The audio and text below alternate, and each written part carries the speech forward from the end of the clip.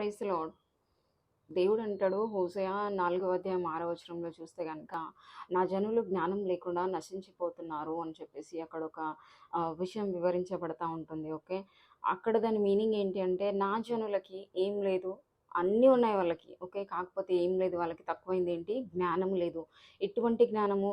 లోక జ్ఞానం కూడా బానే ఉంది. ఓకే. మరి ఎట్లాగా మనం మనకి ప్రొటెక్ట్ చేసుకోవాలి అనేటువంటి ఈ లోకంలో ఉన్నటువంటి జ్ఞానం ప్రతి ఒక్క విషయంలో మనకున్నది. కానీ అసలైనది మన ఆత్మకు ఏదైతే అవసరమో ఆ జ్ఞానము లేదు. ఆ జ్ఞానము దైవ జ్ఞానము. ఓకే.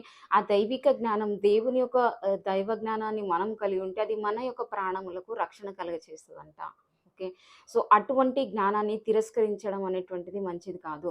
సో, మనకి లోక జ్ఞానం ఎంత ఉన్నా కూడా ఒకవేళ దేవుని జ్ఞానం లేకపోతే ఆ ఉన్న జ్ఞానం కూడా జీరో అండి అది. ఓకే. దానికి వాల్యూ లేనటువంటిది.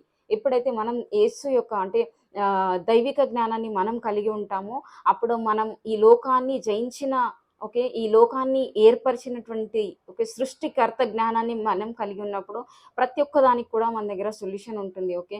మనకు ఓటమి అనేటువంటిది ఉండదు. Because we have godly knowledge now. Okay. So, అటువంటి ఒక జ్ఞానం కోసం మనందరం కూడా ప్రయత్నిస్తాము. దానిని మనం కలిగి ఏమంటారంటే నేర్చుకోవడానికి మనమందరం కూడా ప్రయాసపడాల్సినటువంటి అవసరం ఉంది.